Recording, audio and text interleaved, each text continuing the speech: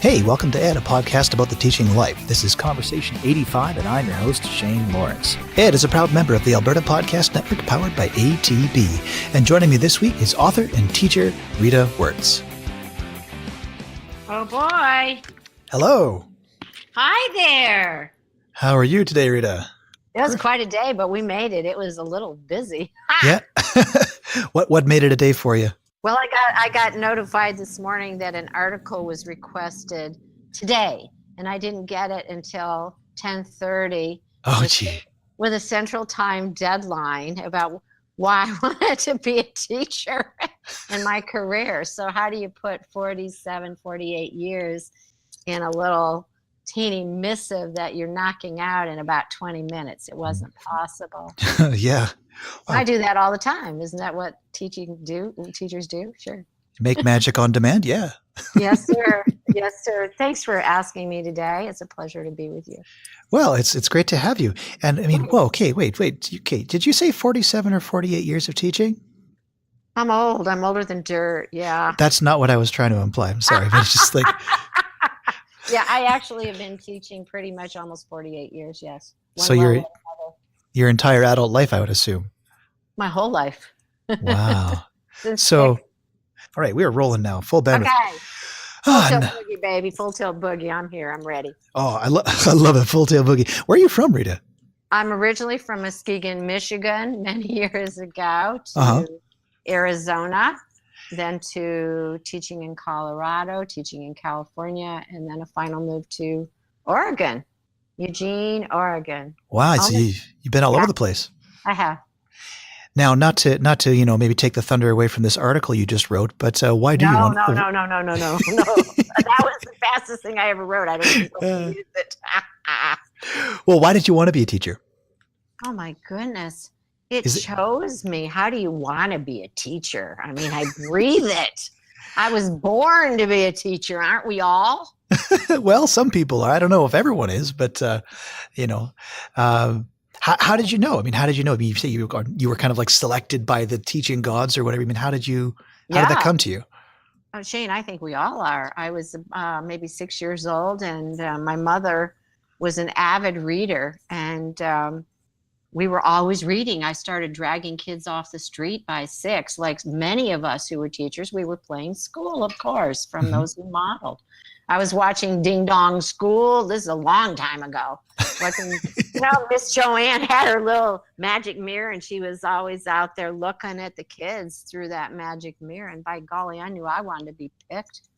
So I went with my mother to adult education and got the bug real early teaching reading. And I went with Lawback Literacy Volunteers of America, every darn organization I could find to help people learn to read, and one thing led to another. There you go. I was in the classroom by 21 years old teaching high school. Mm-hmm. Wow. And it's just been just steady on ever since. Yes, sir. It has been crazy fun. Has it been like just no doubt all the way? It's like, this is just exactly what I want to do. Or do you ever have any kind of low points or high points or what's? No, never. What? No. What? I never had a low point in my teaching career. I had things that didn't go right. Yes. Yeah. I was in trouble a lot, Shane. I talked to John Harper one day about doing My Bad. And I had so many bad things, I couldn't even be on the show. I was just full of bad. I just rotten to the core. I was a risk taker before badass teachers ever existed, baby.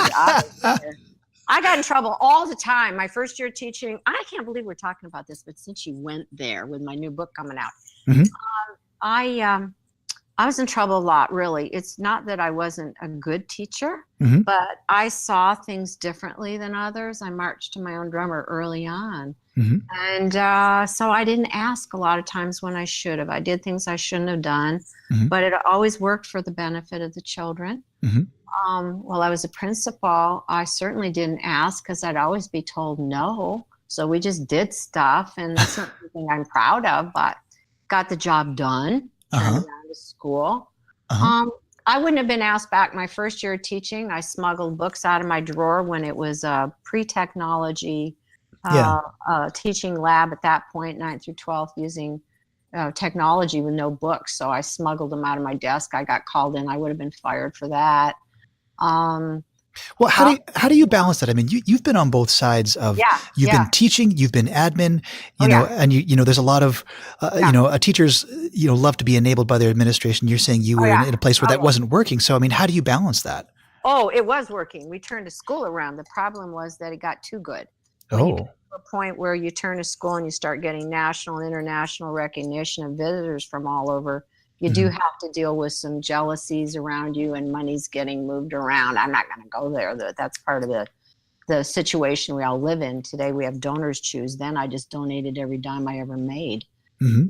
My husband just said, my late husband, God rest in peace, but Bill would say, Rita, you're spending every dime on that school. And then after that, all the classrooms that I taught with, Mhm. teachers, almost 600 classrooms around the country.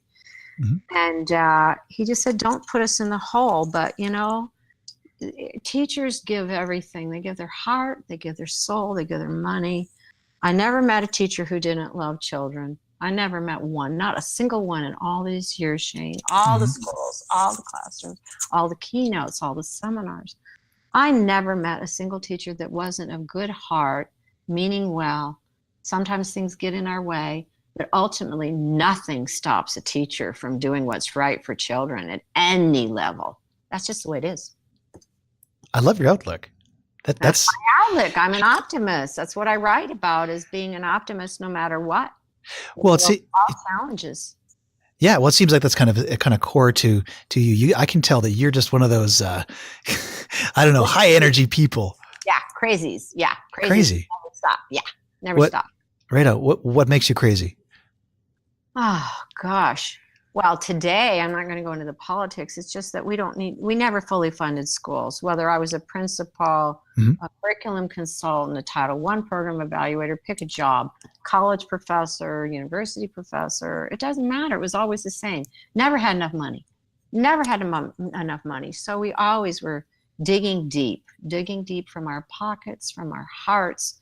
And today we're in a situation, as I write about all the time, that schools need to be fully funded, and we're just being bombarded as teachers from all directions. Mhm. So my position when I go on Twitter, obviously I'm nearing the end of the career, in that career stage that you don't have anything to lose. Nobody owns me. I can say what I say. And when I go on Twitter or any social media, or I write my books, whatever I'm writing is to stay. It's to give teachers the opportunity to be the best they can be and to stop fear, because fear is what's holding us back from doing our best. Fear that we'll upset another teacher, fear that we're going to be observed in these insane archaic ways of measuring how schools do, how children do. Excuse me, I just popped an earplug out. So No problem. I'm very low tech. I missed ITV last year. I could never get anything to work, but so far I'm doing okay today. Yeah. I'm really a Luddite at heart. I'm learning still. Oh, you're doing great. Oh, yeah. Well, that's always been my shortcoming, was not social media, but technology. I'm way behind. I'll never ever catch up on technology. But as You far know as what? art and craft teaching, I'm there. Yeah. Yeah. Well, I mean, I think, you're focused on students, right? I mean, tech Yes. is a tool, but it's not the tool. It's not the goal. It's nothing but just part of the way that we can help support students. And there's so many other ways that we can do that. Shane, you didn't invite me on there to talk about technology. So we can talk No. about tech scores, we can talk about culture, we can talk about blogging and writing books. And Mhm. the bottom line is, how do you take the kid who's in the back of the room? He's rolling on the floor. He or she has so many societal issues today. They're coming to us so broken, Mhm. so in need, and living in cars. Our kids are aware of the other kids living in cars. What do we do as teachers to keep that collegial, that collaboration going at the school sites, the culture that we want, the shared visioneering and mission that cannot come from a principal only? Nobody buys in, Shane, in my opinion. Everybody has to see a need to grow, to learn, and then they got to figure out, what do they need to do? How are they going to get it? because no staff development in the world is going to present at the top of the room. I know I used to do it for years. Nobody going to learn that way. Nobody's going to learn that way. It's about what do we need to know, and then the ed camps, being on Twitter, talking to one another, being in our schools, our classrooms, co-teaching. The administrator has to be all over the school, in the classrooms, co-teaching, and setting that culture through not only walking the talk, talking the walk, but reversing it, and being with teachers, giving them whatever you can get them. I did whatever I had to do. I have no regret. Whatever I did that was a maverick, an early maverick, or got me in trouble, because we ended up with an extraordinary school, and every class, every kid I ever touched ended up learning and growing. And if it took a lot out of me, so be it. That's the way it was supposed to be, and I'm still here after all these years. It is a few years, 48. Many. I'm not trying to bang on that gong, but bang on it. Yeah, bang on it. I'm banging on the table right now thinking, did I really do this? I must be crazy. I think we've established you kind of need to be a little bit crazy to be doing what we're doing. So we're okay with that. But in 48 years, what's changed? Like what's different now? Nothing. Other than the funding is worse. Honestly, today, what's old is new and new is old. I go on Twitter. Again, I don't mean to just mean Twitter, but I fell in love with Twitter. Okay, I'm on LinkedIn. I haven't done it about a year. Instagram I play with. Yeah. I'll never do Pinterest. I got kicked out of the art room last year in preschool. I was terrible. I can't do crafts. But you know what, Shane? I can teach anybody just about anything with a slate or a chalkboard. I resent the fact that teachers are overcrowded. They don't have supplies, whether we ditch text, we go technology, whatever we do, but there's nothing really new to me other than tech. If you call it sketchnoting, I taught mind mapping. If you put an acronym of grit, I don't like grit anymore, but call it resilience. Pick an acronym, and I've done it, I've lived it, I've breathed it. It's not new. I'll read stuff and I go, I did that with our staff. We were looping and dumping furniture and flexible classrooms 25 years ago. This isn't new. Okay. What's bad is that nobody could catch up because nobody let us. Mm-hmm. We dumped furniture and I got in trouble. I got called from the superintendent, Rita, why are you doing it? So if nothing's new, does this mean we just don't have any solutions? Oh, there's all kinds of solutions. We better start listening to teachers. We need to treat them as professionals. We need to fairly pay them. We need to get rid of the fact teachers won't need to strike when you don't have 35, 45, 48 kids in a class with no books, no desks. Talk about flexible classrooms. You got classrooms where they can't even get out a door, where the fire marshal's got stuff so that you can't put anything on a wall. We have had so many constraints on our teacher over all these years. And I'm the one who has the history. It's not something that I want. And I'm not saying I'm the only one, but I've lived it and breathed it, not only in my classrooms. And I don't ever say my school and more teachers, because it's not. We are only here to serve. We are servant leaders. But what we do by our modeling every day with kids in the classrooms, in the halls, on the bus, in the bathrooms, what we do and who we are is the most powerful modeling of all. And we model everything. And then we'll get what we need to get. We won't need to be striking for our basic rights, and we won't have to be on donors' choose. We'll have what we need. So what happens when you do have what you need? What happens when the funding comes through, if it ever does? But let's say it does. What does education look like after that? The only difference is, for me, is that we remove a whole lot of stress off teachers who are so bombarded.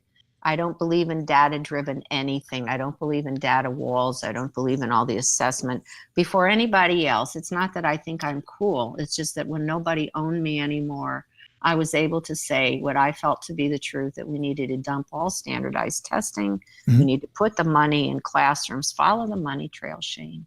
Mm-hmm. The politicians are not in classrooms. I had a mayor follow me around one day years back. I had a few legislators, but in all the years, they read what I wrote, but I didn't see the changes I needed to see because the politics were such. Yeah, the teachers knew what to do, but they can't get around to all the politics. That has not changed. In fact, it has worsened because the professionalism of teachers has never been fully accepted. Those who can teach is true, but we need to not enable, but we need to give teachers everything that they deem. Example, Yep. one year I decided to go on the negotiating team. I got trained in getting to yes, and I sat down on the side with the administrators, and my superintendent started giving me looks. And I'm like, why am I getting these looks? And the bottom line was everything the teachers asked for was reasonable and more. And I said, give them everything they want. There's not a thing that they didn't ask for that's not reasonable. We can find the money. Take it out of my salary if we have to. And after that, that was my last year. I got removed basically from negotiating because I didn't play well. I was on the wrong side of the table. So that's kind of where it is. I've been an educational activist for many, many years. I write frequently about things that others won't write about because they don't dare. In my newest book, I have a section of political stories that do affect all of us as teachers every day, and some are heartwarming and some are heartbreaking. But my life as a teacher is one as an action researcher, an educational activist, and first and foremost, with the work I did with bilingual education, with special education, with dyslexia, with the field of reading. For a while, I disappeared because, to be honest, and I don't talk a lot about it, but I took care of my husband for many years. During that time in the mountains of California, I still taught 30 children at my home, the neediest of the needy, the bottom 10 percentile. I taught Miwok Indian children. I taught the children that nobody knew about or cared about, and they all did really well. I was still keynoting then and doing special appearances and teaching college. There has never been a time, except for the period when I lost my husband, that I lost myself. And whenever I did, it was always teaching in my family that brought me back. It's always teaching, because that's who we are. And you can't take us from being teachers, none of us. For the rest of our life, that's who we are. That's who we'll always be. We're all teachers, one way or another. All right, we're going to get back to me and Rita in a minute, but first I want to tell you about Let's Do Coffee, a podcast hosted by Daniel Van Vielen and produced by the Maji Center for New Venture and Student Entrepreneurship at NAIT. Each episode features an interview with a student entrepreneur or NAIT alumnus. They dive into topics that explore their challenges, questions, and fears involved in operating their companies. New episodes come out every 2 weeks, and you can find the show at nait.ca/Maji Center. That's MAWJICENTRE. All right, let's get back to me and Rita.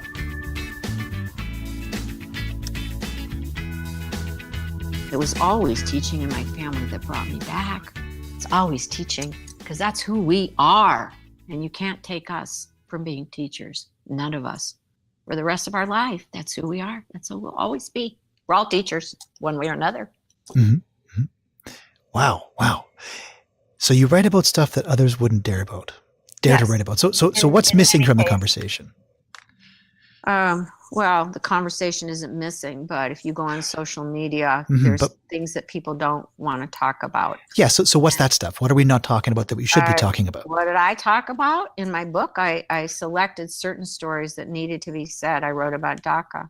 I wrote about transgender kids going to the bathroom. I wrote about Title IX. I wrote about inclusion. That's only one chapter. Mostly I write about feel-good stories, about lemonade stands and kids and families first, because as teachers, we don't put our families first.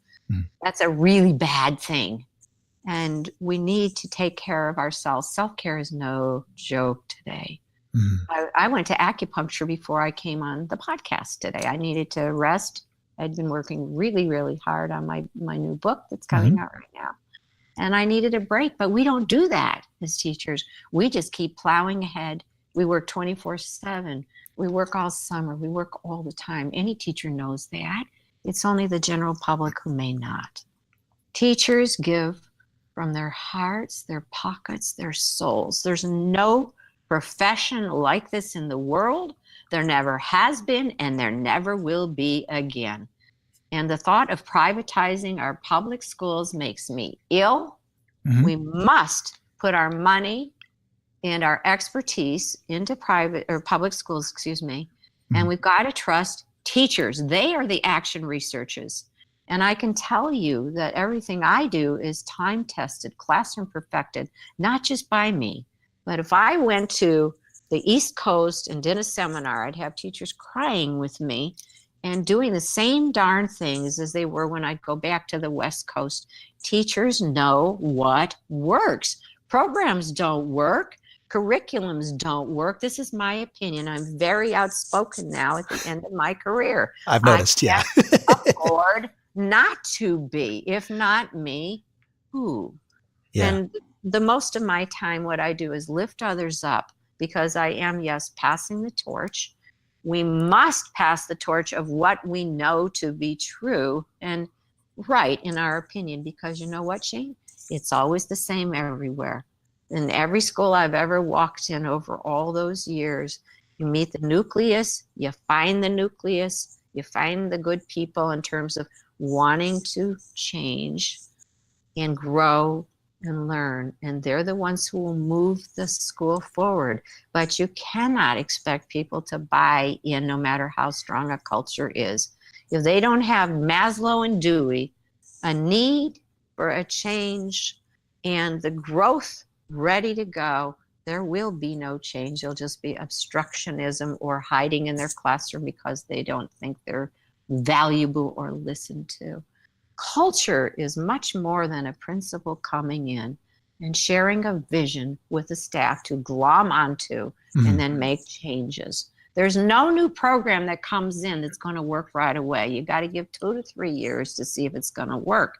And if the teachers didn't want it, there's no curriculum we're going to pay for that would do better than teachers getting money to put in their classrooms and get the technology, books, or whatever they need to teach with, period. Yeah.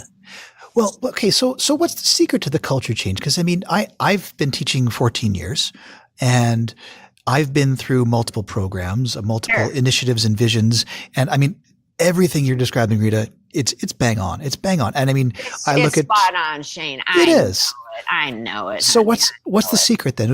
Let's say you've got the school that's like, it's not working. Maybe you've got low staff morale or whatever. Can we distill this a little bit? What's the secret? Well, I don't say there's one success secret. My whole career has been about reading success secrets, and in particular literacy, because I was so appalled, and I'm still appalled by scores. I don't believe in any scores being accurate other than the NAEP anyway, the National Assessment of Progress. And what's happening has been very deplorable because the changes have come so rapidly, and the test manufacturers are making the money. We know, follow the money trail.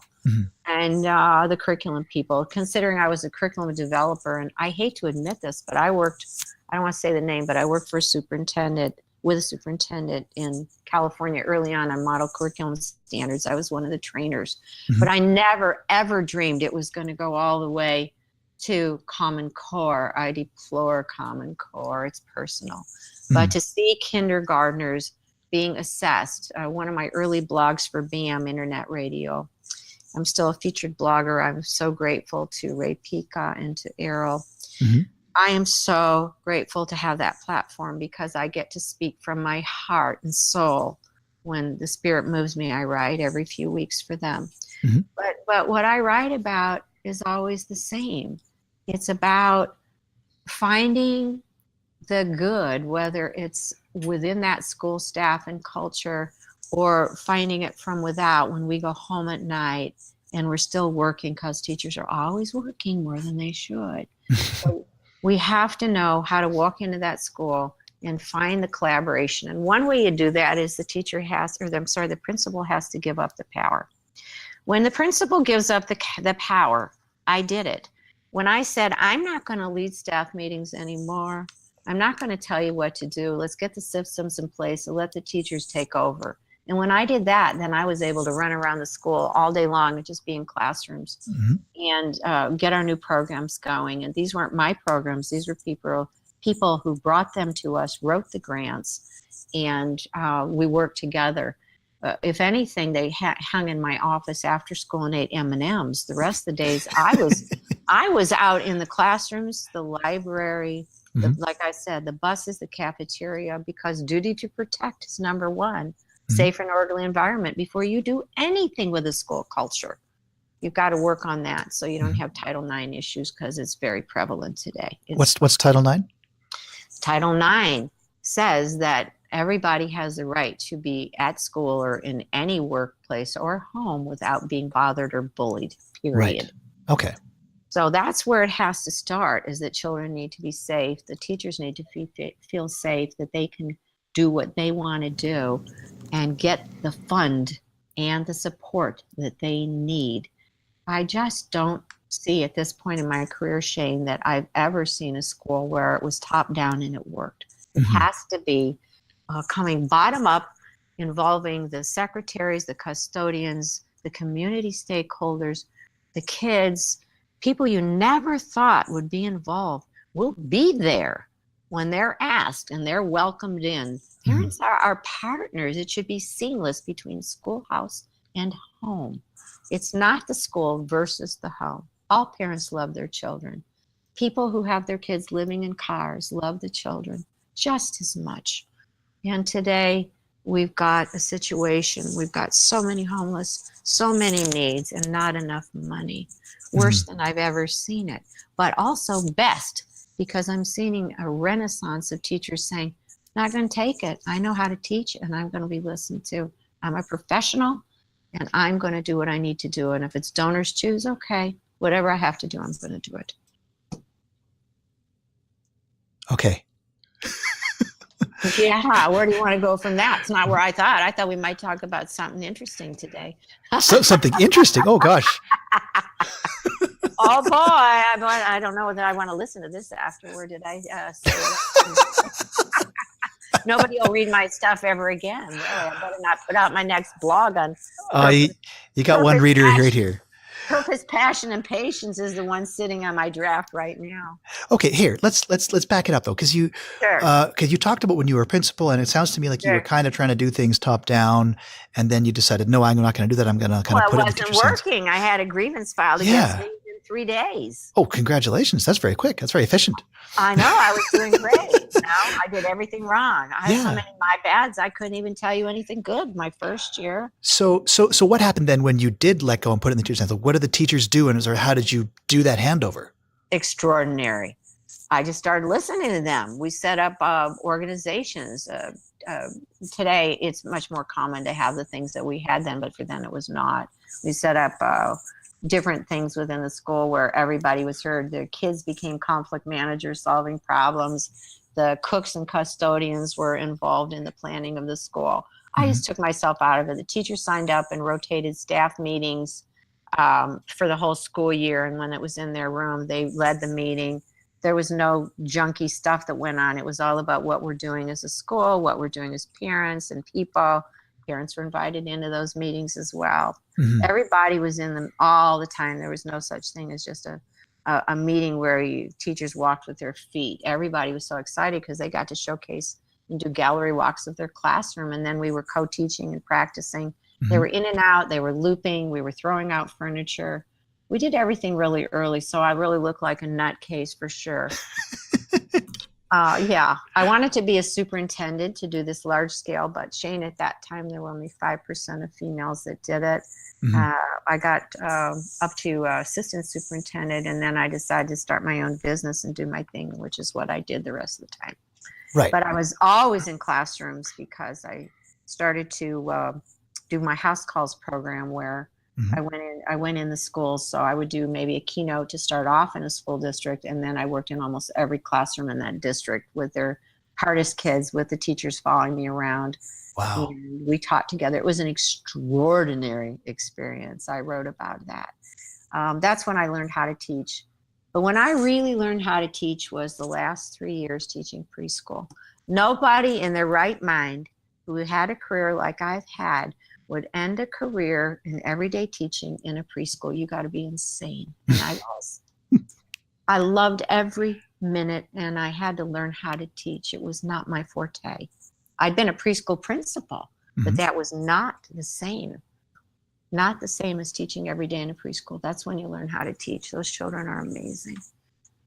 Wow. What's your mommy's name? Mommy. A different world indeed. It's a different world, considering I started off teaching high school English speaking drama and then reading. I student taught in junior high, 7th and 8th reading. And then I taught college every college course except for math, obviously. And, You're not a math person. And special ed. Yeah. I taught all the credential courses for new teachers, the reading courses, and also for school administration. I taught power and politics and pretty much every course for Chapman University, Sac State, and National University. I did that for many years. Wow. In addition to, I was still writing and still in classroom and still keynoting. So it's not a life that I'm proud of in terms of what I donated in time for my family. I have some regret at this point that I was not fair to my family. We've talked a lot about it. And that would be my hope for those listening to you today, if you have the nerve to put this up somewhere. Absolutely. Well, I know I've been kind of outspoken, but I really hope that everybody will heed what we've been writing lately about self-care and family first, because I do have regret.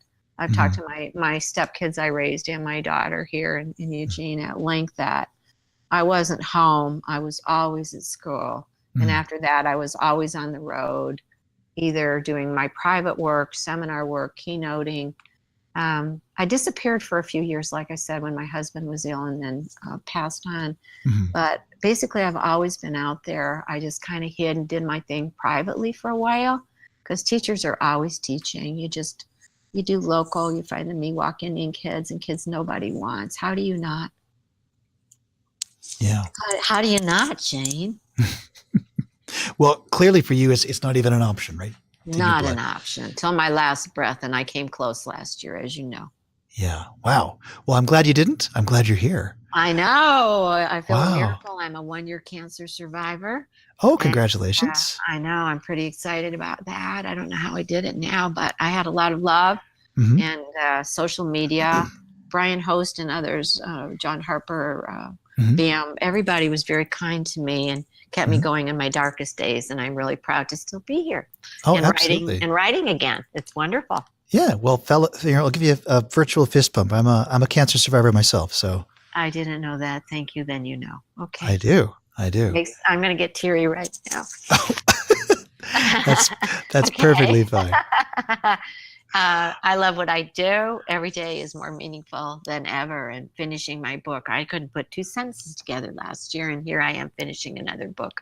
This one is wonderful. It's called Stories from a Teacher's Heart, Memories of Love, Life, and Family.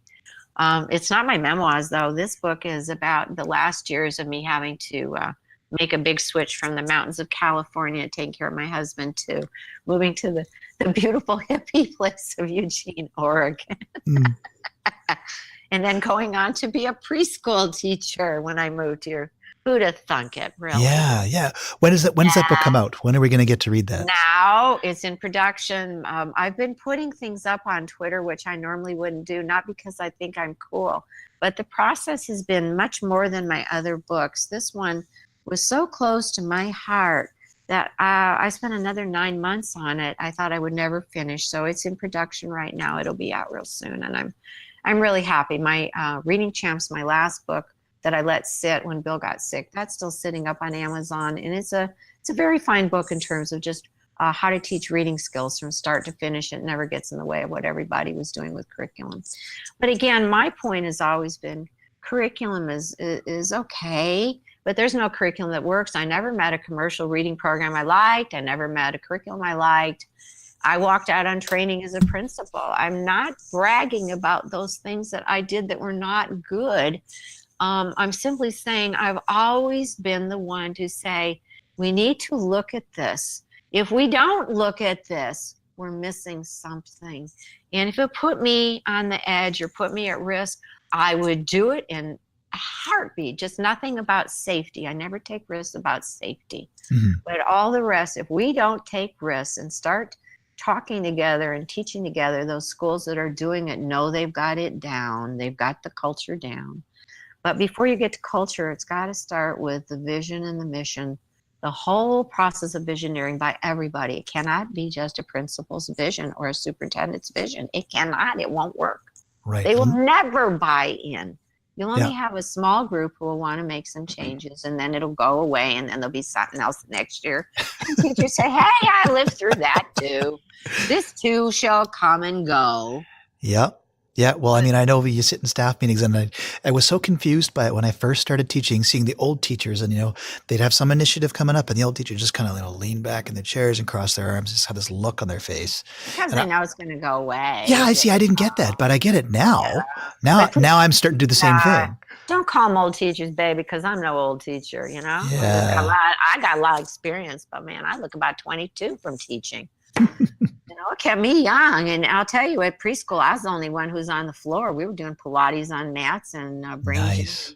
I was on the floor with kids. I never want to be above eye level. I never stood over kids. I never stood in front of the room. I got rid of the desk real early on. I attached the keys to my waist, and we went from there. Oh, If you're not with kids, really with kids, and they don't see you as one of them, doesn't matter what grade you teach, they're never going to listen to you or like you, and they got to like you.